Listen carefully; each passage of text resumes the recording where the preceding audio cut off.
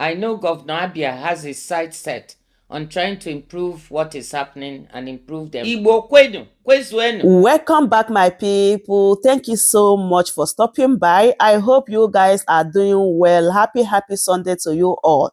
So, my people, this is a very important and crucial message to Ndigbo from our dear mother, a woman that we respect so much, Ngozi OKONJO IWEALA.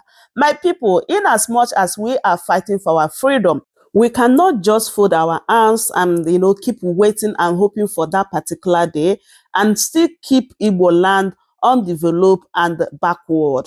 I think it's high time for Ndigbo to unite together and work together and make sure that Igbo land is developed. Look at what Alex Oti is doing. How I wish that other governors from Igbo land will copy from him or learn from him so that they will develop Igbo land, my people, and stop being boyi to Ndugu as well as Ndofe Mano. In as much as we are still the part of this country called Nigeria, we can still develop Igbo land and makes it look like Europe and paradise. Yes, it is possible because I know that Igbos are capable of doing it. Yes, my people. Let me just allow you guys so that you can hear everything our dear mother Okonjo IWEALA said in this video. And please, this is a must watch. Share it to other people so that they can get opportunity to watch it as well. I will be right back, my people. I'm convinced that a re-dynamized Southeast has the potential to become a beacon of development, good governance, and stability in our country. A re-dynamized Southeast can give our young men and women hope and make them feel part of the changing, digitizing world. It will minimize their desire to undertake dangerous journeys in the Sahara Desert or Mediterranean Sea. But to give hope, we must grapple with and fully own our own problems, whilst looking to the many available solutions. The Southeast has so many talents and opportunities, and I think we can plan how to exploit them all to the benefit of the region and its people. On our challenges, I'm sure you expect me to mention the big gaps in infrastructure and services. Yes, that is a challenge, and we'll come to that. But I don't think it is our biggest challenge. Our biggest challenge in the Southeast is ourselves. Allow me to speak frankly. We have too often been our own worst enemies. We have allowed ourselves to be divided. We've lost focus and lost sight of our biggest assets, namely a sense of community and mutual support. We no longer have solidarity. Instead, we have fragmented as a people, and that has made us forget how to work with each other. We don't support each other. Instead, we attack and undermine each other. We're too individualistic, and individualism can be good, but not when we need to come together as one to enable us deliver. But there's a bright side to this challenge.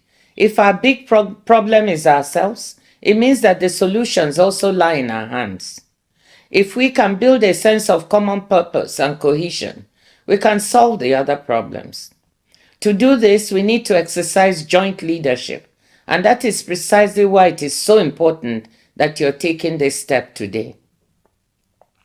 Our other big challenge is security. This has arisen partly from our fragmentation. Insecurity in our region is sending the wrong signals about whether one can invest in the Southeast. I want to commend the governors on the recent progress on this front, including mobilizing the NSA and the federal government to assist. The lesson for us is clear. You cannot have development without security, and you cannot have security without development, and to have both, you need good governance. Sustained growth and development are impossible amid repeated sit-at-home orders from one or the other group. To take this region forward, the security problem needs to be solved. The federal government is obviously an important player here, but there is much to be done at the state level, and that is why I commend your leadership as our governors. I hope that the relative calm returning will become the norm. We also have to admit that the governance of our states can be stronger and deliver more. After all, we are Ndigbo, and we should hold ourselves to a higher standard that delivers more for our people. In that context, it is important to pay attention to our fiscal performance. There's a very good report on the state of states by the CSO organization called Budget that ranks all 36 states in terms of various aspects of fiscal performance: dependence on FAC allocation, growth of internally generated revenue, spending on capital projects versus recurrent expenditures, level of indebtedness, etc. The 2022 edition of the report shows that while our states are not doing too badly compared to others on many of these indicators, in fact, Ebonyi ranks consistently among the top 10 in all the indicators, while Anambra ranks among the top 10 in 3 of the indicators. But our states are not doing too well either. We need to do better on internally generated revenue. We need to keep our borrowing down and improve our capital expenditures. Governors, state legislators, and local government chairs must continuously ask themselves, are we using our FAC allocation wisely, transparently, and effectively? Can we generate more revenue internally, and how do we do it while still motivating our productive sectors and factors? Are we taking on too much debt? Are we even spending the amounts borrowed effectively? What can we do to improve our spending on capital projects? Keeping these questions constantly in your mind, something I did when I was a finance minister at the federal level, helps ensure that state and local government monies are channeled in directions that truly deliver for people. We know that one of the biggest challenges that we have is infrastructure. We alluded to that earlier. Specifically, access to electricity and good roads are vital to future progress. People will say that it's largely a federal government responsibility, and yes, to a great extent this is true. But there is much the states can do. We have federal roads and we have state roads. The federal government has privatized electricity generation and distribution, yet things have not really improved as much as we would like because of discontinuities in the system. But I see this privatization as an opportunity Southeasterners can seize to improve the situation in the region. One of our foremost citizens, Professor Barton Naji, has already shown what one man's ingenuity and drive can do. He may not have got it all right, but he has shown how we can try to solve some of our problems in the power sector. Now that the world is moving to renewables because of climate change, we also have the opportunity to move to off-grid solar solutions for our rural areas, while still looking to see how we use our gas for urban and industrial purposes. The Rockefeller Foundation in New York, together with some partners, is working on solar and battery storage solutions that can attack energy poverty in developing countries. They are looking at working in Nigeria. Can we attract them to the Southeast? Let me dwell on a few other opportunities we can seize to develop economic activity in the region. Our biggest resource in the Southeast is our human resources. Ndigbo di entrepreneurial. Anyị ma alụ ọlụ. Anyị ma ịzụ afịa. Some of the biggest entrepreneurs and industrialists in Nigeria are Igbos. Many micro, medium, and small enterprises that thrive in Nigeria, West Africa, and elsewhere are run by Ndigbo. Have you ever been to the market in Niger, Burkina Faso, Cameroon? I have. And these places are full of enterprising Ndigbo. Then I ask myself, why is the Southeast looking so shabby? Why is our wealth and industry, apart from Aba and Nnewi, not so visible here in the region? How can we harness this entrepreneurship even better at home? Beyond Innocent, our wonderful brother, and a few others, can we get the several billionaires we have to invest more in the Southeast so that we can create decent jobs for our young people right here? Can we get beyond our individual beautiful mansions in our villages to make our Ndigbo lovable and livable? How can we have an apprenticeship model that a scholar recently described as, quote, the largest business incubator platform in the world, with apprentices emerging with skills, experience, and also startup capital, close quote, and still see our young people desperate on the streets of Onitsha, Lagos, and every small and large city in between? I want to suggest right away that we convene a Southeast Investment Forum, not for people from outside the region or abroad, but for our own Igbo business people. In this forum, we should examine what is blocking greater investment in the Southeast region and what we can do to lift these blockages. Only after this should we do a Southeast Investment Forum where we can attract outside foreign investors. Let me use this occasion to also let you know that yes, there are investors that can be attracted. This is a very important moment in the world where investors abroad are seeking to diversify their supply chains due to the vulnerabilities they've seen as a result of the pandemic and the war in Ukraine and the ravages of climate change. Certain supply chains are being considered. Pharmaceuticals, for example, fertilizer, labor-intensive industries, and yes, technology. The question for us in the Southeast is, can we attract any of this supply chain diversification? Technology is where the world is moving to. Artificial intelligence is what the world is talking about now, and it is exploding. We already have so many of our young Southeasterners involved, from fintech to electric motorcycles. From where I sit at the WTO, we can see that technology and digital are critical. The fastest growing segment of trade is digital trade, especially digitally driven services trade. When I talk about digitally driven services trade, this means anything from streaming music and movie services to delivering accounting and backup medical services. Digitally delivered services trade is growing at 8% per annum compared to 5.6% for goods trade. We have the human resources, the trained professionals to benefit from digitally delivered services trade. We also have the creative industries, film and music, centered in Onitsha and elsewhere, that can become part of this trade. What we need is to build a digital backbone in the state, either through cable or satellite, to provide the appropriate digital infrastructure. This kind of investment is better done at scale.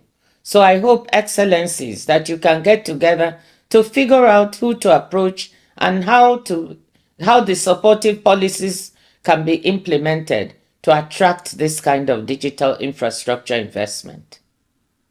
Digital trade for micro, medium, and small enterprises, online education, health and accounting services can provide good jobs and incomes for our young people. Enugu is already becoming something of a hub for tech and digital in the region. I wonder whether we can build on this to develop our own Enugu Valley, as I know other Nigerian states are working on their version of Silicon Valley, California, to attract vaccines, therapeutics, or diagnostics manufacturing facilities here to the Southeast. Aba is already a manufacturing hub, along with Nnewi. What goes on in Ariaria industrial market, despite the infrastructure and other challenges, never ceases to amaze me. They can label what they produce made in Italy, made in Korea, made in Japan, but the truth is, it's made in Aba. I know Governor Abia has his sights set on trying to improve what is happening and improve the environment for those working in Aba. Again, can we all work together to build up and build out both Aba and Nnewi as industrial hubs? But let me say there is no reason why factories can not also be located in Owerri and Abakaliki. Let me touch on another important resource we have that we can make better use of. That is the large Igbo diaspora. I was surprised when I took an informal poll of a gathering of people in my village, Umodisi in Umuahia, to see how many families had at least one member in the diaspora. Surprised to find that almost everybody put up their hands. The Southeast has one of the largest diasporas in Nigeria, if not Africa. There are Igbos everywhere, from Douala to Durban, London to Leipzig, New York to Newfoundland. Igbos are highly educated professionals, university professors, doctors, lawyers, engineers, accountants, and nurses, and also big sports stars in football and basketball in the USA in particular. All are willing to support the development of the region if they could find a stress-free way to contribute, and I mean stress-free. Drawing on these diaspora resources, there is no reason why the Southeast could not become a service hub for education or health in the country and the region. Let our professors help develop high-quality schools, and universities, building on education investments already happening in the region to attract people beyond the Southeast. And let our diaspora doctors build up specialist hospitals that can draw people from other parts of Nigeria, West and Central Africa and beyond. I happen to know that many of these diaspora doctors would like to help. My husband is one of them. It may sound far-fetched, but I'm convinced we can make the Southeast a services hub for education and health services. We can also draw on the diaspora for financing. I don't know how many of you recall that when I was finance minister, Nigeria floated a diaspora bond of $300 million, a first for the country. Drawing on the resources of our diaspora, though we also opened up the bond to other investors, we were able to attract hundreds of millions of dollars. Now, the World Bank has recorded almost $21 billion in remittance flows to Nigeria in 2022, about the largest remittance flows in Africa. A significant portion of this must come from Southeasterners abroad.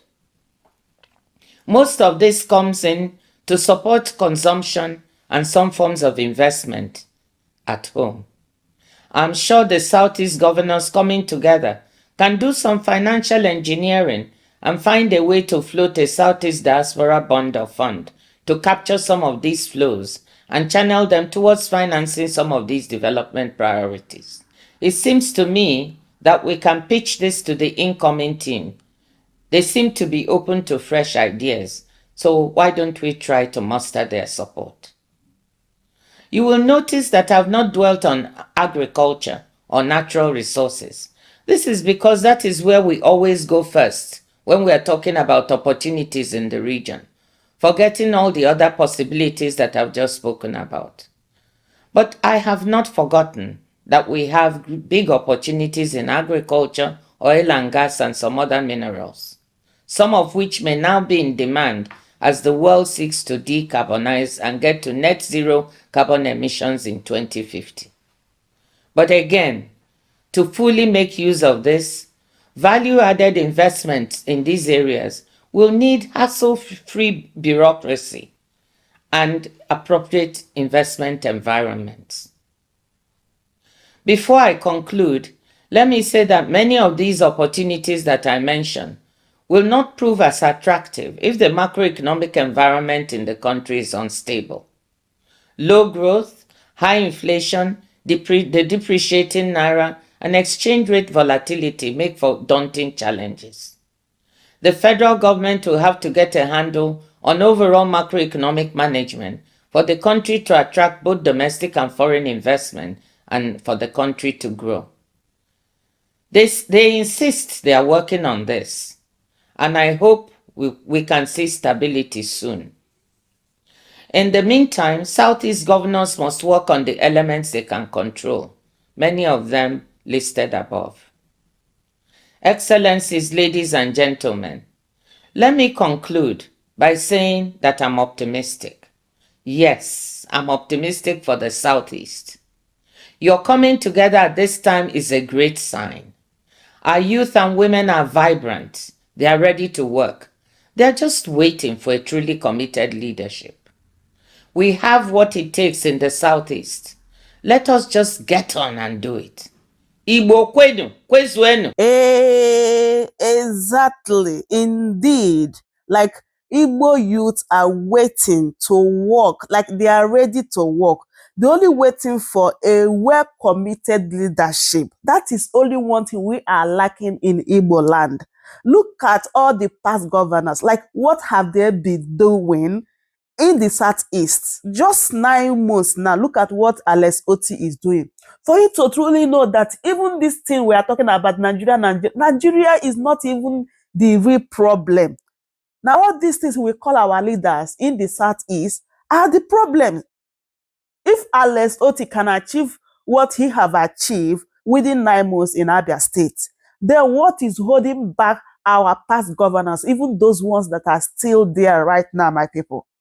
So everything our dear mother Ngozi OKONJO IWEALA said here is nothing but the truth. It is high time for Ndigbo to come together and make sure that they develop Igbo land. Yes, my people, because God have already blessed us with everything that we need to make Igbo land great. So my people, thanks so much for watching. Please share this video so that other people can get opportunity to watch as well. Thanks everyone that will be sharing my video. I truly appreciate you all. Please like this video and subscribe if today is your first time here. And I'll see you guys in my next one. Thanks so much for watching and goodbye for now.